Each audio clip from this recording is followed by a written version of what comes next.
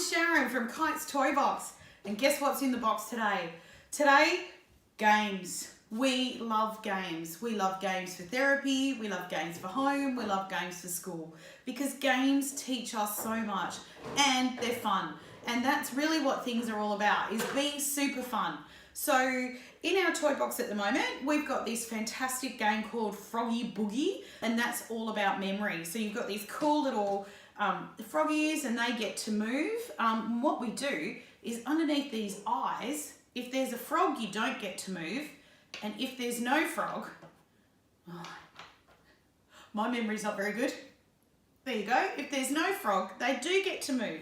And you roll these dice and they're colour related. So there's lots of different things you can learn just through matching the colours, having a turn, memorising where things are in the different little froggy eyes, how many times you go, so how many little lily pads you get to jump. So you only jump one, but you might decide to change the game up and do 2 or 3 at a time. All kinds of things you can do with this great game. It's a really fun little take on a memory game. Here's another memory game that we have, which I really like because there's no pieces to lose, and that's always excellent. And this little item here, this Octopus Memory game, he has different things under his tentacles. And what's cool about this one is you can play this with somebody or by yourself, probably better with somebody. And it's got different sheets that you can put in there. So you change it up and the child can have different turns at it. So they can still get to know the game, but they've got different sheets that they can try. So that's really awesome, and nothing to lose in there when they're moving these around. And there's some great grips changes that you can have with these different types of games. So that's fantastic. Here's a great many ages game that children can play, and adults love this one as well. And this thing shoots out different amounts of Uno cards. So Uno is always fun, and I've played that in middle primary, right through to high school, right through to our family still plays this game. So that's super fun. And obviously you've got the really hard card games, which for some children, this would be appropriate. If they were older, that would be cool, and lots of different rules. So, you know, lots of fun things that you can do with games. Here's some games that you can do if you're on a plane, in a car, you just don't want to go and get something out. We've got tic-tac-toe, or you might call this noughts and crosses.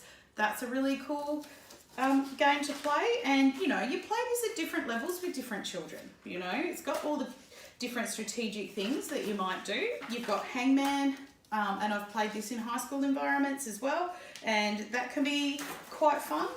This is a little game that we play in our family, and you take turns. So you make up the grid with the dots, and you can just obviously do this with a pen and paper wherever you are, and then you take turns drawing a straight line. So I draw one, then the child draws one, and then I draw one, and then they draw one, and the idea is to make squares.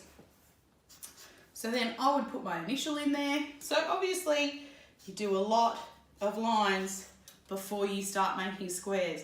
But once you start making squares, they all sort of kick on between each other. So that one can be really quite interesting. And that one can be good for those older kids. And you know, it depends on who you are and what your family's culture is. If you're into a lot of competition, you can not let them win. Sometimes it's okay to give them a little win so that they are encouraged to continue the game. It depends on how your family feels about those things. So yeah, that can be quite fun. Another classic, which is awesome for teaching beginning sounds of words, is I Spy. So, you know, it's highly entertaining, you don't need anything, and you know, you can do that whole, is it inside or is it outside? So you start building in concepts into these things as well. So that's really good fun. The other thing that we have at our toy box is this game called Story Cubes. And I've been given this for one of my big birthdays. And what you do is you roll the story cubes around, and each person has their own story cube, and you take turns to make up a story with whatever comes up. So this one's got a pyramid. So you start with once upon a time, there was a pyramid. So you might add a bit more to that, and then the next person rolls and they add to the story. So that can be a lot of fun, and there's actually different ways of playing this. They're written on the back. So, and look how nice and easy and small that is. So you could take that wherever you really wanted to go. So that's awesome fun to play for little kids and for big kids. It just depends. And you know, you might decide that you're going to do a similar version of this, but you're going to do it with different objects or favourite toys or something, so that the children can add to the story that they want to tell with favourite items. So that's also a great thing to do. So don't forget to play games. Turn taking is awesome. Communication is awesome. It's an activity of daily life that is really important to know how to lose, but it's also very important to know how to win.